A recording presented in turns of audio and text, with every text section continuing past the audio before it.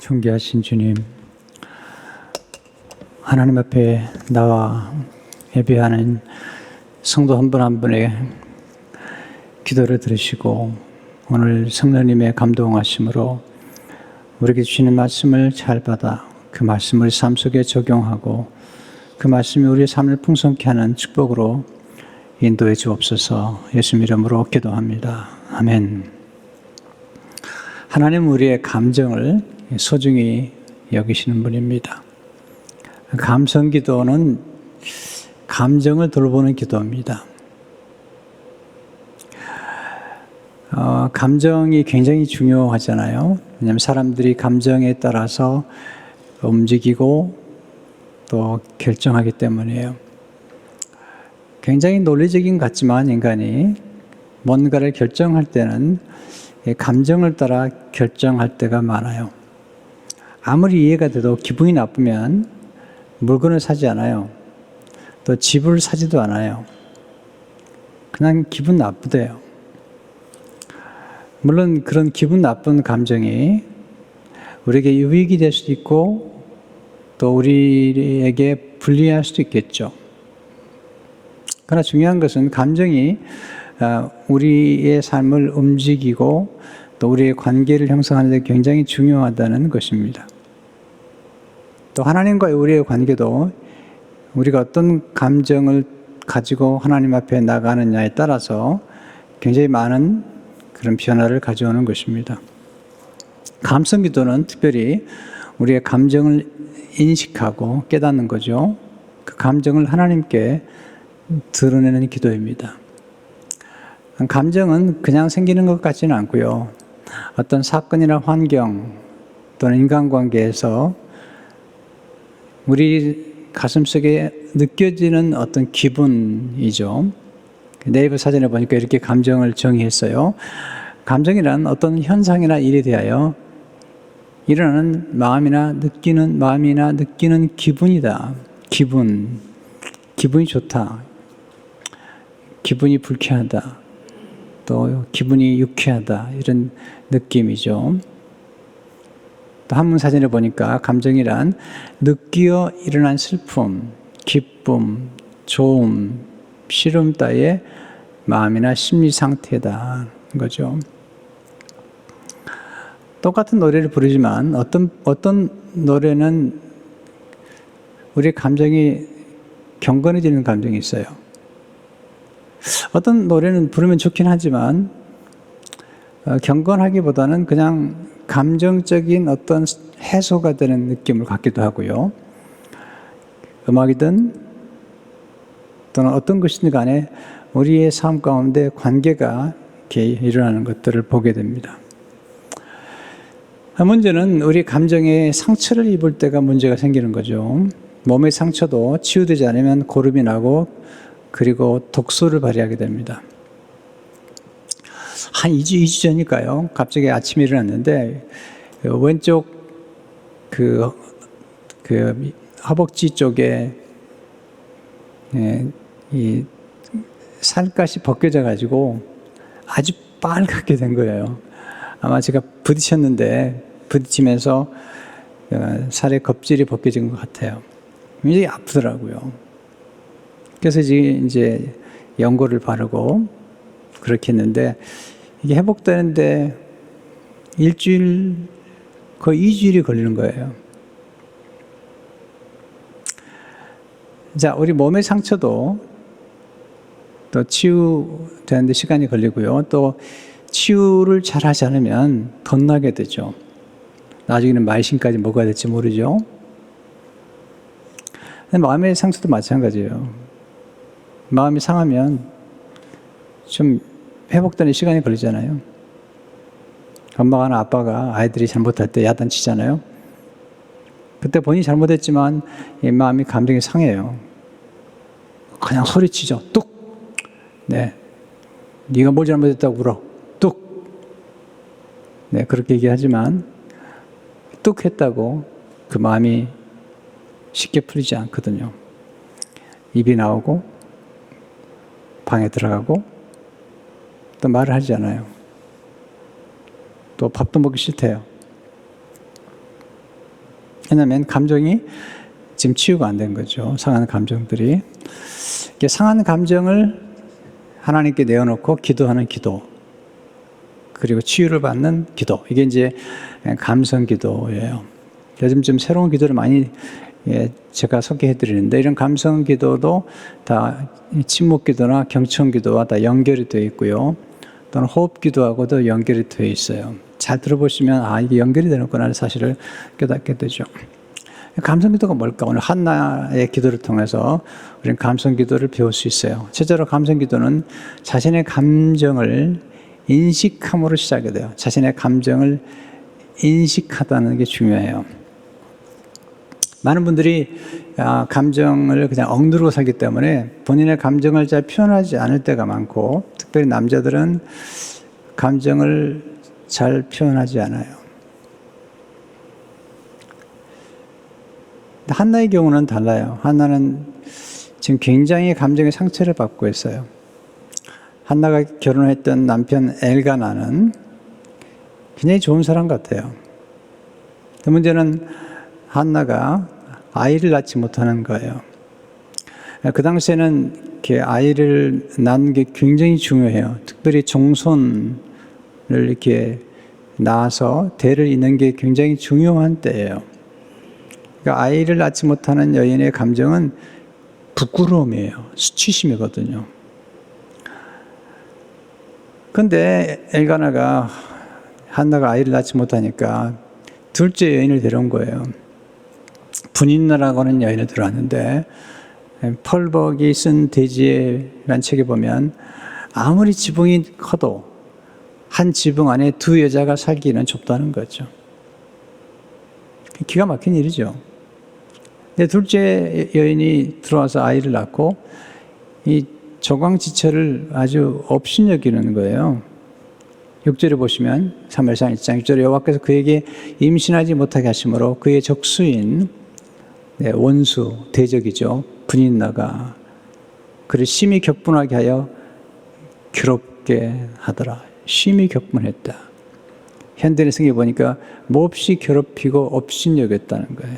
여러분, 상처는 멀리 있는 사람에게 받는 게 아닙니다. 항상 가까이 있는 남편이나 아내 또는 친족 또는 부모, 자녀 또는 직장의 동료, 이렇게 아주 가까운 사람들에게서 받는 것이지 저 아프리카에 있는 사람에게 받는 게 아니잖아요. 그러니까 지금 이 한나의 경우에 가장 가까이 있는 분인나에게 상처를 받았고 또 남편에게 상처를 받은 거예요. 분인나를 데려와서 자기를 힘들게 하는 남편에 대한 상처가 깊은 거죠.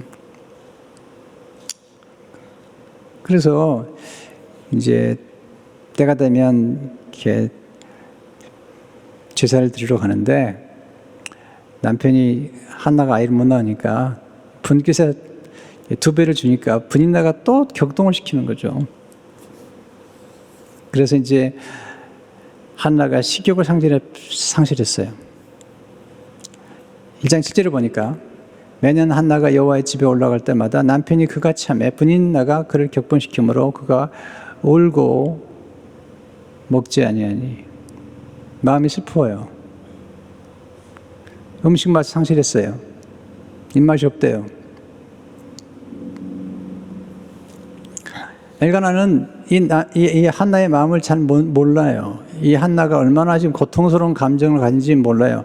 대부분의 남편들이 아내가 어떤 고통을 받는지 몰라요. 무드예요. 사무엘상 1장 8절에 보면 그의 남편 엘가나가 그에게 이르되 한나야 어찌하여 울며 어찌하여 먹지 아니하며 어찌하여 그대의 마음이 슬프냐 내가 그대에게 여러 아들보다 낫지 아니하냐 하니라. 참 한심한 남편이죠. 네, 한나가 지금 왜 이렇게 슬픈지 왜 이렇게 고통스러운지를 모르고 하는 말 좀 보세요. 어찌하여 울며 어찌하여 먹지 아니하며 어찌하여 그대의 마음이 슬프냐. 이렇게 아내의 마음을 몰라주는 남편, 목석 같은 남편들. 저를 포함해서 대부분 남편들이 이렇게 아내가 어떤 감정을 가지고 고통을 받는지를 잘 모르잖아요. 한나가 마음이 괴로워요. 네, 16절에 보면 한나가 마음이 괴로워서 여호와께 기도하고 통곡했다. 마음이 괴로워요. 지금 한나를 통해서 배우는 감정들이 있죠. 수치심, 모멸감, 업신여김을 당한 느낌, 슬픔, 괴로움, 거기다 아이를 못 낳는 것에 대한 무력감, 파워레스네스, 그리고 원통함. 한나 이런 감정을 알고 있고 이런 감정을 지금 표현하고 있는 거예요. 이게 지금 한나에게서 우리가 반드시 배워야 될 거예요. 감정을 인식하고 깨닫고 그리고 표현하는 거죠. 16절에 보시면 당신의 여종을 악한 여자로 여기지 마옵소서. 엘리에게 하는 얘기죠. 내가 지금까지 말한 것은, 지금까지 기도한 것은 나의 온통함과 격분들이 많기 때문이다 하는지라. 이 격분이라는 단어를 찾아보니까 몹시 분하고 노여운 감정이 북받쳐오는 거예요. 자신의 감정을 한나가 인식하고 그리고 자신의 감정에 이름을 붙이지 않았다는 것은 아주 탁월한 거예요. 많은 분들이 어떻게 느끼세요? 말하면 자신의 느낌에 대한 감정을 잘 표현하지 못해요. 기분이 좋으네요. 사랑스러워요. 경건한 마음이 들어요. 느낌이 들어요. 왠지 모르게 끝나지 않은 느낌이에요. 섭섭해요. 억울하거든요. 왠지 짜증이 나요. 왜 기분이 이렇게 더럽죠? 예를 들면 죄송합니다. 이런 표현을 해서 이런 감정이 여러 가지 감정이 있는데 음식을 좋아하는 미각을 탁월한 게 가진 분들은 똑같은 음식을 먹고도 그 음식의 맛을 다양하게 표현하잖아요. 그것처럼 이 감정에 대한 인식이 탁월한 사람들은 그 감정에 대해서 이름을 붙이지 않은 거예요. 근데 한나가 그러고 있는 거죠. 이 감정이 얼마나 중요한가를 이렇게 알려준 사람 중 하나가 다니엘 골만이라는 분이에요. 이분이 감정 지수라는 책을 썼어요. 네, 우리가 IQ가 지능 지수라면 감정 지수는 감정을 인식하고 다스리는 그런 지수를 의미해요. EQ란 말을 썼는데 굉장한 센스를 일으켰어요. 이분이 연구해 보니까 탁월한 지도력을 가진 사람들의 특징은 그들이 사람들의 감정과 자신의 감정을 잘 이해하고 그 감정을 잘 움직이고 감정을 잘 통제하고 또 감정을 변화시켜서 위대한 과업을 이루는 사람들이 탁월한 지도자들이라는 거예요. 그러니까 지도자는 사람들의 마음을 잘 감지하고 그 마음을 움직이셔서 어떤 놀라운 일들을 성취하더라는 거죠. 그래서 감정 지수, 감정 지능, emotional intelligence란 말을 썼어요. 그냥 머리에만 지능이 있는 게 아니라 우리 감정에도 지능이 있다는 표현이죠.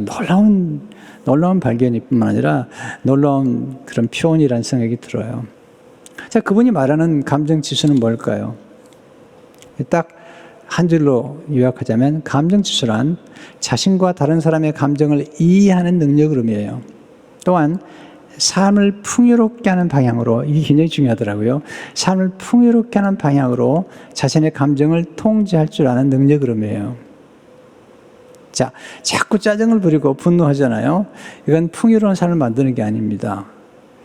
분노하면 격하게 되고, 격하게 되면 막말을 하게 되고, 폭력적이 되고, 그리고 아주 극단적인 표현을 쓰게 되고, 관계가 좋아지지 않습니다. 절대로 삶이 풍요로워질 수 없습니다. 그런 감정을 이해하고 다스리고 그런 감정을 이렇게 승화시킬 수 있는 그런 능력, 굉장히 중요한 능력이죠.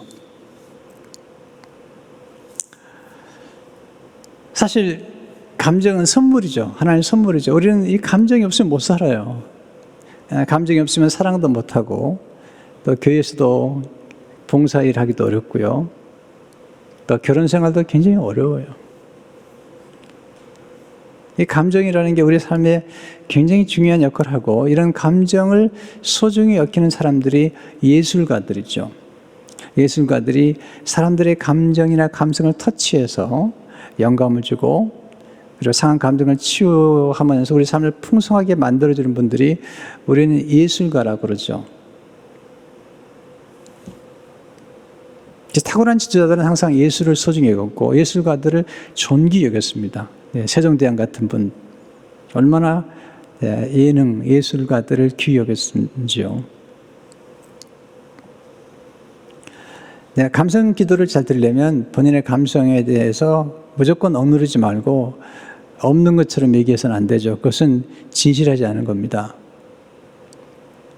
내가 솔직하게 이런 감정이 있다고 말할 수 있어야 되죠. 그러나 그런 감정에 너무 또 매여서도 안 되죠. 왜냐하면 감정은 자꾸 바뀌기 때문에 어떤 감정, 오가는 감정 때문에 그걸 진실로만 믿어서는 안 될 때가 가끔 있어요. 그럼에도 불구하고 우리는 우리 안에서 자주 일어나는 감정에 대해서 또는 자주 느껴지는 감정에 대해서 본인 스스로가 이해하고 인지하는 것은 중요한 것이죠. 두 번째, 감성 기도는 자신의 감정을 기도로 하나님께 드려내는 것입니다. 자, 예수 믿지 않은 사람들과 예수 믿는 사람들에게 차이가 있다면 예수 믿지 않은 사람들은 감정을 주로 수평적으로만 이해해요. 부모와의 관계, 또 여러 형제와의 관계, 이런 여러 가지 관계 속에서만 이해하지만 그리스도인들은 이 감정을 수평적인 관계에서 이해할 뿐만 아니라 이 수직적인 관계로 이해하는 거예요. 지금 한나가 괴로워하는 것은 분인나 때문이고요. 또 분인나를 데려온 남편 때문인 거예요. 남편이 왼수예요. 분인나는 원수고 남편은 왼수예요. 왼수. 근데 한나의 탁월한 점은 거기서 끝나지 않고 그 본인의 감정을 하나님과의 수직적인 관계로 연결시킨 거예요. 자, 10절을 보시면 한나가 마음이 괴로워서 여호와께 기도하고 통곡하며 하나님께 가져나가요.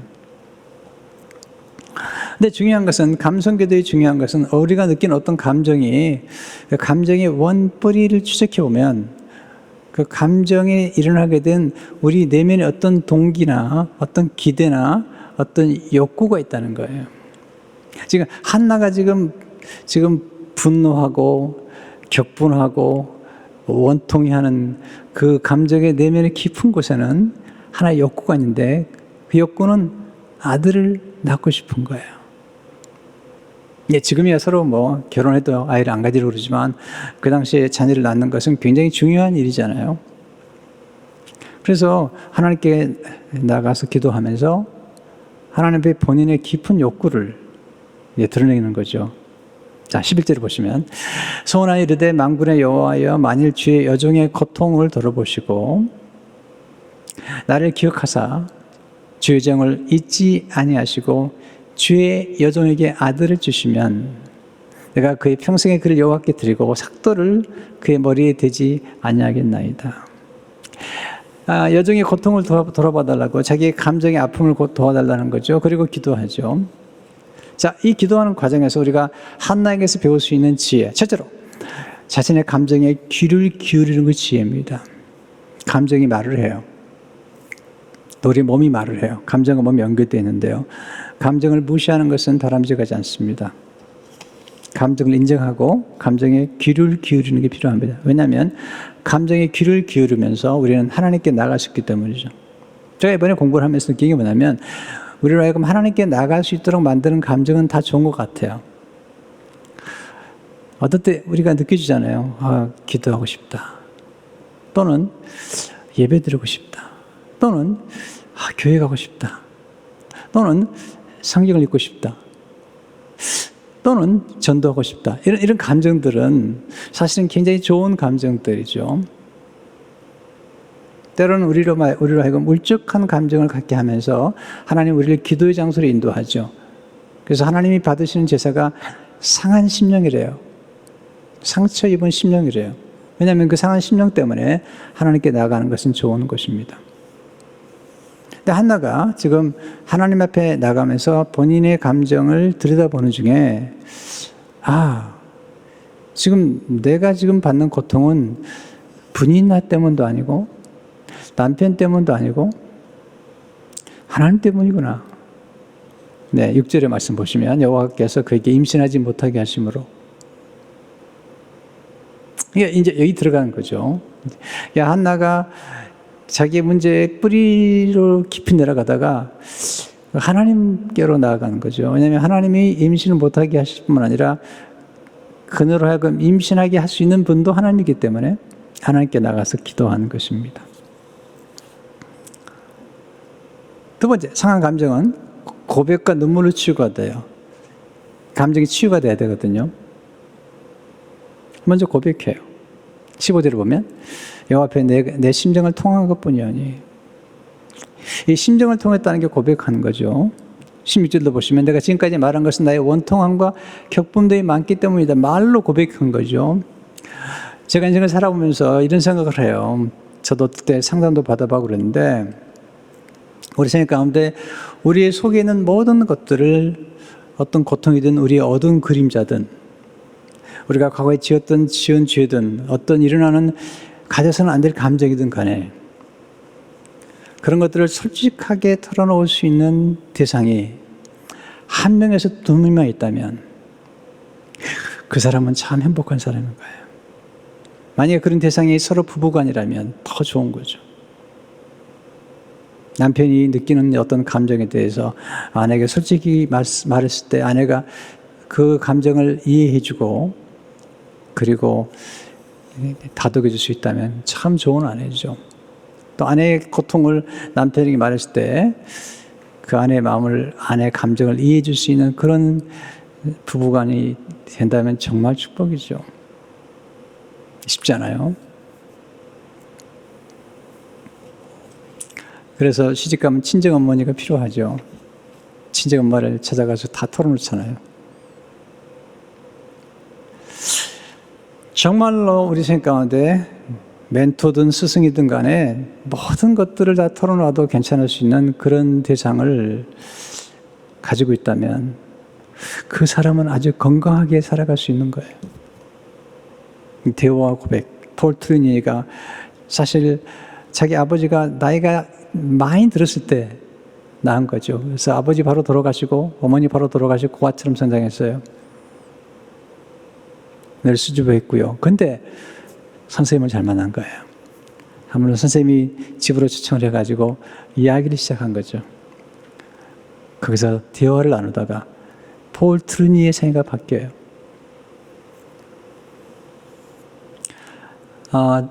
저는 좋은 멘토들을 만났어요. 제가 좋은 멘토들을 만났을 때 제가 좋은 멘토라고 말할 수 있는 것은 사실은 제게 무슨 도움을 준 것도 있겠지만 그게 아니라 내가 정말 마음에 깊은 고민들을 내가 털어놓았을 때 멘토들이 저를 정죄하지 아니하고 이해해 줄 수 있는 그런 멘토를 만난 거예요. 또 그런 고백을 제게 서로 나눠주는 그런 멘토를 만났어요. 한 멘토가 저한테 그랬어요. 제가 딱 40에 들어가고 그분이 띠동갑이니까요. 52 정도 됐을 때 저한테 그런 얘기 하시더라고요. 40대가 중년의 위기인데 정말 힘들었다고 저보고 조심하라고. 40의 나이는 불혹의 나이가 아니라 유혹의 날이라고. 조심하라고. 네, 그런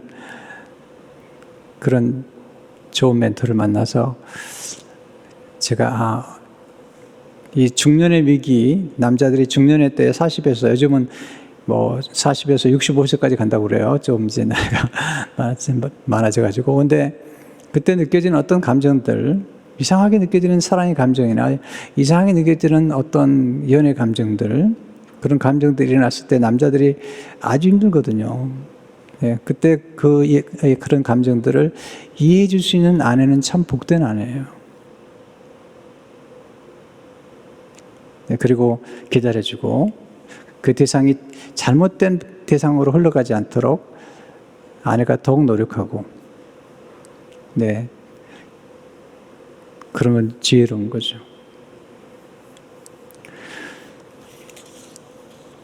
한나는 그 대상을 사람이 아니라 하나님으로 찾은 거죠. 네, 만약에 이 그리스도인들이 참 축복이 된 게 뭐냐면 우리의 마음을 전부 털어놓을 수 있는 그런 대상을 만나기 어려워요. 왜냐하면 위험하거든요. 그런데 하나님 앞에 털어놓으면 문제가 없는 거예요. 나는 하나님 앞에 지금 털어놓고 있는 거죠. 제 어머니가요, 참 한이 많은 분이에요. 제가 여러 번 얘기했잖아요.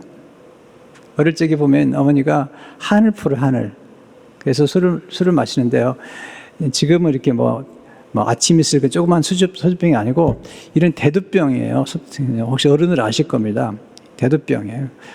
그 술을 한 3분의 1을 마셨어요. 가보면요. 그리고 막 털어놓는 거예요. 막 정신 실성에까지 털어놓는 거예요.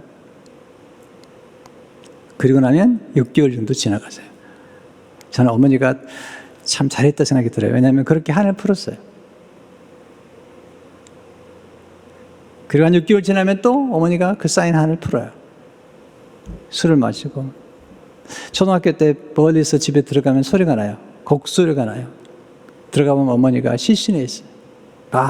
소리 지르고. 손에는 큰 소주병이 이렇게 들어있어요.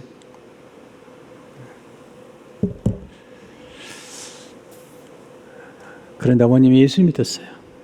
예수 믿고는 더 이상 그럴 필요가 없었어요. 왜? 하나님 앞에 나가서 다 털어놓는 거예요. 다 털어놓는 거예요. 어머니 감정이 치유가 되는 거예요. 고백은 놀라운 힘이 있어요. 고백과 함께 힘이 있는 게 뭐냐면 울음이에요. 눈물. 10절에 보시면 한나가 마음이 괴로워서 여호와 기도하고 통곡했어요. 눈물은 참 좋은 거예요. 남자들이 잘 안 우는데요. 울어도 괜찮아요. 울어야 살아요. 몸이 병이 들면 울어야 돼요. 억지로라도 울어야 돼요. 울다 보면 눈물이 나오거든요. 왜냐하면 상한 감정을 치유하는 약이 뭐냐면 눈물이거든요. 이 눈물이 우리를 치료해주고 눈물이 우리를 정화시켜주고 또 우리의 눈물이 우리의 긴장을 다 풀어줘요. 그리고 우리 안에 있는 상한 감정 때문에 생긴 독을 떼어주는 거죠. 감정 치유기도라는 책을 쓴 이경영 목사님이 이렇게 얘기하고 있습니다. 감정을 따라 솔직하게 기도하다 보면 감정에 어떤 도끼가 빠져나가는 것을 느낄 것이다. 그리고 가장 깊은 감정의 밑바닥에서 하나님을 만날 수 있다. 이때 정화수 역할을 하는 것이 눈물이다. 눈물은 타락과 죄악으로 인해 감정에 스며있던 도끼를 뽑아주는 신령한 물이다. 마치 소금물이 감에서 떫은 맛을 제거하듯이 눈물은 감정에서 독소를 제거해줍니다. 바로 눈물의 형상이다. 감정에서 도끼가 빠져나간 그 자리를 하나님께서 성령의 성품으로 채워주신다. 분명히 이 과정은 신비이며 성령의 거룩한 사역이다. 감정에서 도끼가 빠지잖아요. 그러면은 그 상처가 우리에게 영향을 더 이상 끼치지 않아요. 첫째, 감성 기도는 침묵 기도로 이어집니다. 통곡했는데 침묵으로 들어가죠. 네, 12절 13절을 보게 되면 그가 여호와 앞에 오래 기도하는 동안에 엘리가 그 입을 주목한 즉 한나가 속으로 말하며 입술만 움직이고 음성은 들리지 아니하므로 엘리는 그가 취한 줄로 생각하니라. 자, 더 이상 소리가 나지 않아요. 이게 무슨 일이 벌어진 걸까요? 이게 침묵 기도로 들어가서 이 격한 감정의 파도가 고요해진 겁니다. 잔잔해진 것입니다. 그때 고요한 호수처럼 마음의 평강이 많은 거예요. 분노가 사라진 거예요. 미운 감정이 사라진 거예요. 복수심이 사라져버린 거예요. 이걸 아빌레 테레사는 거둬가는 기도라는 표현을 써서 거둬가는 기도. 하나님이 우리 마음속에 있는 상처와 아픔들의 그런 나쁜 감정들, 부정적인 감정들을 거둬가시는 거예요. 저도 그런 경험을 했어요. 저는 정말 억울하고 격분할 만한 그런 상황을 여러 번 겪었어요. 놀라리만큼 하나님께서 마음속에서 나에게 상처를 주고 아픔을 주었던 사람들에 대한 미움을 완전히 걷어가셨어요. 또는 그런 분들을 저주하고 싶은 그런 마음을 완전히 거둬가셨어요. 진짜 없어요. 이건 은혜죠.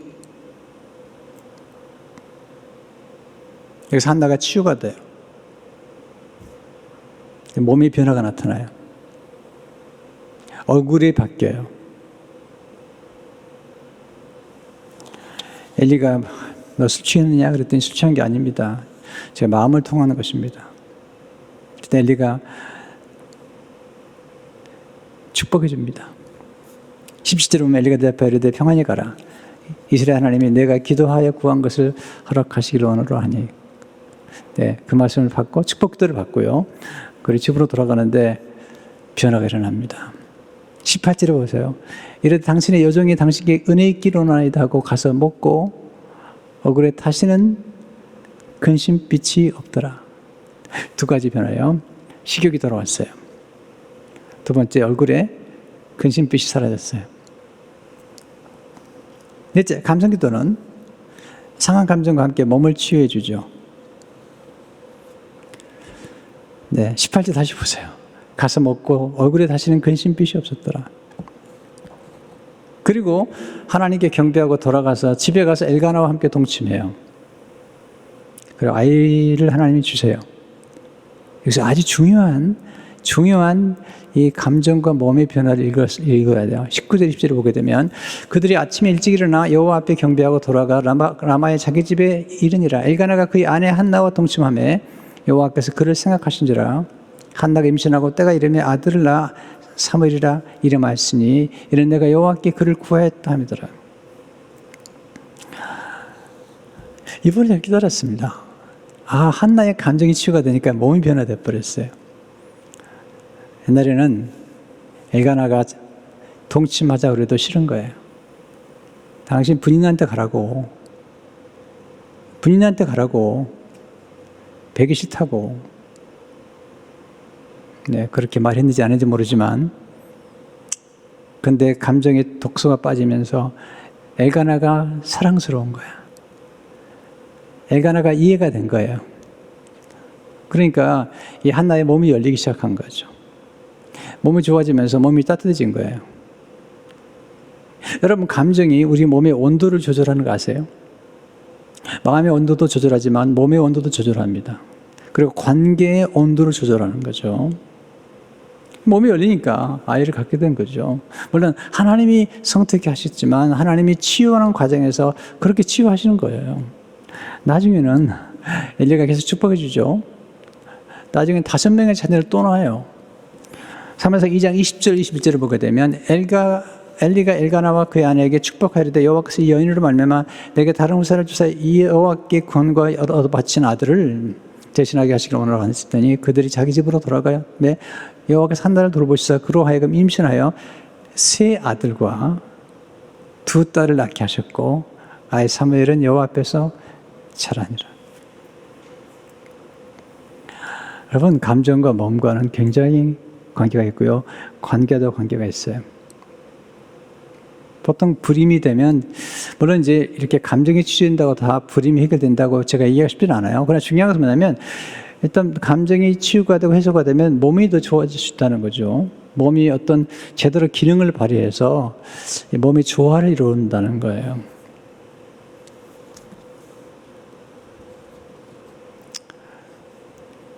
보통 불임을 경험한 분들이 한의사나 또는 의사를 찾아가면 몸이 너무 차갑다고 이런 표현을 많이 하는데요. 그런 몸이 체질적으로 그럴 수도 있고 상황이 여러 가지인데 그것 때문에 다 우리가 감정이 치유가 안 돼서 그렇게 얘기하기는 어려운 얘기예요. 그러긴 하지만 제가 드리고 싶은 말씀은 뭐냐면 감정이 치유가 되면 몸의 변화가 나타난다는 거죠. 그건 분명히 맞는 것 같아요. 우리가 어떤 칭찬과 격려를 받으면 우리 마음이 따뜻해지고 또 몸의 온도도 달라지거든요. 비판을 받게 되거나 또는 누군가가 우리를 경멸하게 되면 차가워지죠. 다섯 번째, 감정 기도를 통해서 감성 지수가 높아지게 되죠. 저는 어떤 하나님이 뭔가를 우리 맡기시거나 할 때는 반드시 저는 유익을 생각해요. 어떤 베네핏 생각하는데 감성 기도를 드리면 감성 지수가 높아지죠. 감성 지수란 뭐냐면 자기의 감정을 인식하고 깨닫고 그 감정을 돌보고 또한 좋지 않은 감정이나 도움이 안 되는 감정은 다스리거나 아니면 승화시키는 거죠. 이게 굉장히 중요한 훈련입니다. 그렇게 함으로써 좋지 않은 감정을 따라 말하거나 행동하거나 선택하지 아니하고 좋은 감정의 상태를 만들어서 올바로 인식하고 올바로 선택하는 훈련을 하는 거예요. 그래서 감정 지수가 높아지면 사람들과의 관계를 할 때 오해하기보다는 이해하게 되고요. 또 자기 자신도 어떤 감정이 안 좋을 때 그 감정을 왜 안 좋은지를 이해하게 되죠. 저 같은 경우 가끔 감정이 안 좋을 때가 있으면요, 그냥 잠을 자요. 그냥 몸이 피곤해서 그런 거거든요. 또 저는 하루 리듬이 있는데 오후 한 3시, 4시 때 사람을 잘 만나려고 하지 않아요. 왜냐하면 3시, 4시 때는 아주 저로 하여금 이 리듬이 아주 좋지 않은 때예요. 필요하면 만나지만 3시나 4시 오후에는 중요한 결정을 잘 내리질 않아요. 우리 스스로가 자기 몸의 바이오 리듬을 알아야 돼요. 저는 그래요. 그래서 어떤 감정을 본인이 이해하고 그 감정을 잘 다스리는 훈련이 필요해요. 사실 지난 수요일 날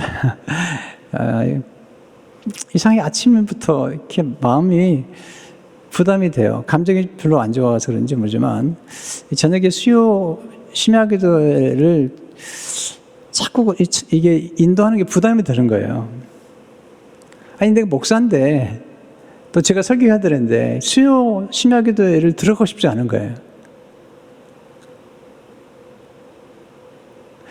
너무 놀라시는 것 같은데 목사라고도 항상 감정이 좋으나요? 목사도 탈진하게 되거나 또는 상처를 많이 받게 되면 사람 보고 싶지 않을 때가 있거든요. 그래서 그런 감정이 제게 온 거예요. 스폴전이 아주 중요한 얘기를 했어요. 전 스폴전이 한 말이 제게 큰 도움이 돼요. 스폴전이 이런 얘기죠. 우리는 기도하러 갈 때 그렇게 기도하러 가기 싫어하는 우리를 본다. 그러나 일단 우리가 기도하기 시작하면 그 기도의 자리에 계속 머무르고 싶어하는 우리 자신을 본다. 이건 영적인 싸움일 뿐 아니라 우리 감정의 싸움이거든요. 다시 말씀드릴게요. 우리는 기도하러 갈 때 그렇게 기도하러 가기 싫어하는 자신을 본다. 그러나 일단 기도를 시작하면 계속 기도하고 싶어하는 자신을 본다는 거죠. 이제 그런 감정이 지금 온 거예요. 목사인데 어떻게 하느냐? 그런 감정이 왔을 때 그런 감정을 제가 인지하고요. 그 다음에 제 자신에게 설득을 하는 거예요. 네가 목사지 않느냐? 네가 설교해야 되지 않느냐? 네가 준비한 설교가 오늘 너무 축복이 될 텐데. 그래서 제 자신을 설득했어요. 설득하고 기도에 참석해서 제가 설교 잘하고 또 은혜로운 시간을 갖게 됐어요.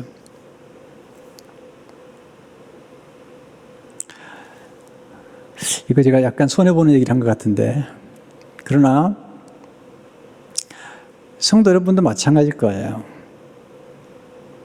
때로는 감정이 풀리지 않으면 누구 만나고 싶지 않은 거죠. 그래서 기도가 필요해요. 제가 기도하고 감정을 추스리고 그리고 내 자신을 움직이는 거죠. 그렇게 함으로써 그런 건 제가 자주 오진 않아요. 오해하지 마시고요.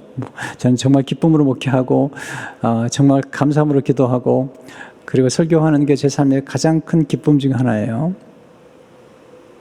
그렇지만 우리가 때로 몸이 피곤하거나 또는 어떤 부담스러운 일이 있거나 또는 어떤 일이 너무 많아졌을 때 너무 짐이 무거울 때 그런 감정을 느낄 수도 있다는 사실을 제가 설명해 드리는 거예요. 목사도 사람이라는 거예요.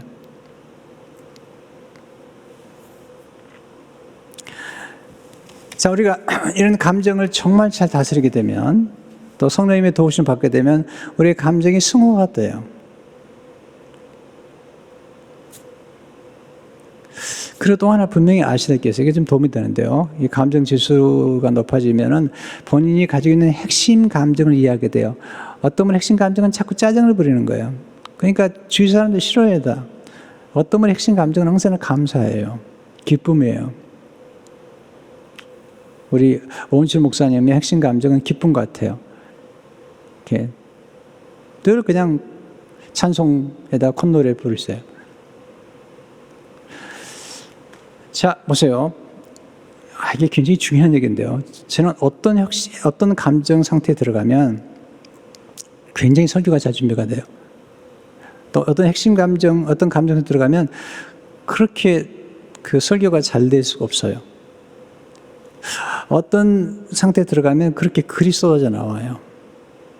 자, 그러니까 제가 하는 일은 뭐냐면 설교를 준비하기 전이나 또는 사람을 만나기 전에 그런 감정을 제가 스스로가 만들어내는 거예요. 리추얼이라고 그러는데요. 어떤 그런 감정이 나올 수 있는 걸 제가 스스로 알기 때문에. 자, 제가 저는 음악을 안 해봐서 모르겠지만 음악 하는 분들 가운데도 분명히 그런 것 같아요. 어떤 마음의 상태가 되면 연주를 너무 잘하는 거예요. 지휘자님, 그죠? 그러니까 이게 지금 운동원도 마찬가지예요. 운동한 사람들이 보면 야구할 때 딱 때리면서 알거든요. 홈런이구나. 또는 테니스 할 때 라켓을 휘두르면서 딱 들어갈 때 오늘 이게 정말 잘 나가는구나. 이게 뭐냐면 스윗 스팟이라는 거예요. 스윗 스팟. 우리가 어떤 상태에 들어갈 때 그때 최고의 결과, 최고의 생산성을 마련하는 거죠. 제가 그걸 찾아낸 거예요. 그걸 찾아냈기 때문에 굉장히 어떤 일들을 많이 해도 그렇게 지치지 않는 거예요. 아시겠지만 연말 연초 때면요. 설교를 많이 준비해야 돼요. 그럴 때도 제가 허둥대지 않는 까닭은 뭐냐면 제 마음의 감정의 상태를 만들어내요. 성령의 도우심으로. 그리고 그 상태 안에 들어가면 아주 고요해요. 그래서 서두르지 않아요. 허둥대지도 않아요. 고요하게 하나하나를 침착하게 말씀을 준비해요. 미리 준비하기도 하고요. 그러니까 여러분이 아셔야 돼요. 어떤 감정 상태 때 사람을 대하면 가장 좋은 결과를 얻게 되는지. 또는 놀라운 건데요. 이걸 어떤 분들은 꽃이란 말을 쓰는 어떤 상태가 이루어지면 좋은 일이 생겨요. 이게 참 어려운 얘기인데요. 네, 어떤 마음의 상태가 딱 이루어지면 좋은 일이 생겨요. 뭔가 좋은 게 와요. 이렇게. 자, 그러니까 우리 마음이 환경을 또 만들어내는 거예요. 자, 우리 안에 보세요. 그 썩은 거나 오물이 있으면 파리가 날아오는 것처럼, 그러나 꽃향기를 맡고 나비가 날아오는 것처럼 우리 마음의 감정 상태가 썩어 있거나 냄새가 나면 좋지 않은 게 생겨요, 자꾸요. 근데 우리 마음이 회복이 되고 치유가 되면 관계도 좋아지고 또 좋은 일들이 자꾸 생겨요. 그리고 병도 빨리 나아요. 그런 경험들을 하게 되죠. 네, 성령님의 도우심을 받아 감성 기도를 들으십시오. 자, 우리 스스로가 보세요. 우리 기독교는 다른 게 뭐냐면 보통 예수 믿지 않는 사람들은 자기 감정을 인식하고 성찰한 다음에 변화시키는 데까지 가는 것 같아요. 자, 그렇게 되면 인본주의가 되는 거예요. 왜냐하면 인간은 그렇게 완벽하지 않아요. 또 감정을 성숙하게 다루는 사람들 많지 않아요. 그러나 예수 믿는 사람들은 성령께서 도와주세요. 기도할 때 도와주세요. 이게 예수 믿는 사람들 받은 축복이죠. 이사야 61장 2절을 보게 되면 주 여호와 영이 내게 내리셨으니 이는 여호와께서 내게 기름을 부으사 성령의 기름 부심이죠. 가난한 자에게 아름다운 소식을 전하게 하려 하심이라. 나를 보내사 마음이 상한 자를 고치며 포로한 자에게 자유를 갇힌 자에게 노임을 선포하며 놀라운 말씀이에요. 마음의 상한 자를 고치시는 거. 성령께서 오셔가지고 포로된 우리, 갇힌 우리, 미움의 포로가 되고 과거의 포로가 되고 상처의 포로가 되고 복수심의 포로가 되고 질투의 포로가 된 우리를 성령께서 오셔서 자유케 해주시는 거예요. 그러면 어떤 변화가 나타나냐면 감정의 변화가 나타나서 감정이 승화가 돼요. 3절에 보면 무릇 시온에서 슬퍼하는 자에게 화관을 주어 그 죄를 대신하며 기쁨의 기름으로 그 슬픔을 대신하며. 놀라운 표현이죠. 슬픔이 기쁨으로 바뀌는, 찬송의 옷으로 그 근심을 대신하며, 근심이 찬송으로 바뀌고요. 그들이 의의 나무고 여호와께서 심으신 그 영광을 나타낼 자라 일컬음을 받게 하려 하심이라. 기도가 얼마나 좋은지 몰라요. 성령께서 역사하시기 때문에 이런 감정의 변화가 나타나면서 감정이 승화가 되는 거죠. 분노의 감정이 사랑스러운 감정으로 바뀌어버려요. 섭섭한 감정이 이해가 돼요. 그러면 사랑스러워져요. 이게 이제 성령님이 오셔서 도와주실 때 가능하기 때문에 우리가 감성 기도를 드리면 하나님은 그렇게 우리의 마음을 치료해 주시는 거죠. 한나가 치료를 받았어요. 그리고 2장 1절에 보면 이렇게 찬양하며 감사해요. 한나가 기도하되 내 마음이 여호와로 말미암아 즐거워하며 내 뿔이 여호와로 말미암아 높아졌으며 내 입이 내 원수들을 향하여 크게 열렸으니 이래 내가 주의 구원으로 말미암아 기뻐합니다. 잘 되니까 다 치료가 된 거예요. 어떻게 잘 되느냐? 감정이 변화되니까. 자꾸 마음속에 원망과 섭섭함과 짜증이 나면 좋은 일이 생기질 않아요. 웃으면 복이 온다고 그러잖아요. 근데 한나가 근심빛이 사라지고 입맛이 돌아오고 남편이 사랑스러워지니까 변화가 나타나는 거죠. 그래서 하나님의 은혜를 경험하고 나서 기쁨과 감사의 삶을 사는 거죠. 이게 감성기도가 주는 축복이에요. 성도 여러분, 여러분의 감정은 하나님 주신 선물이에요. 감정이 없으면 사랑 못해요. 감정이 없으면 헌신도 못해요. 감정이 참 중요해요. 우리가 감정을 위해서 드라마도 보고 음악도 듣고 연주도 듣고 그러잖아요. 어떤 연주를 들으면 마음이 편해져요. 이게 달라요.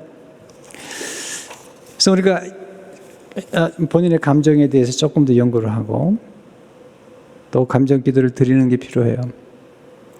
한번 드려보세요.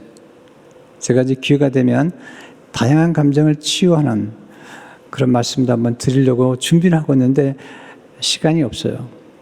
다른 메시지 전할 게 우선 급하니까. 근데 하나님 우리의 감정의 놀라운 변화를 통해서 우리 삶을 축복한다는 사실을 잊지 마세요. 절대로 복수심이나 원한을 가지고 사업을 해서 잘 되지 않아요. 됐다 하더라도 그건 금방 무너져 버려요. 내 선한 마음과 복된 마음으로 다른 사람을 축복하기 위해서 하는 사업과 직장 생활과 우리 하는 일들은 견고해요. 그리고 나중에는 축복이 돼요. 이만큼 감성이 중요한 거죠. 감성기도를 통해서 큰 변화를 경험하는 여러분 되시기를 주 이름으로 축원합니다. 하나님 아버지, 우리 감성이 얼마나 중요한지 깨달았습니다. 우리의 상한 마음들을 치료해 주시고 우리 마음에 있는 상한 감정의 도끼가 사라져서 고요함, 평강, 그리함으로 몸의 조화가 이루어 더욱더 우리 삶이 풍요롭고 더 축복되도록 인도해 주옵소서. 예수 이름으로 기도합나이다. 아멘.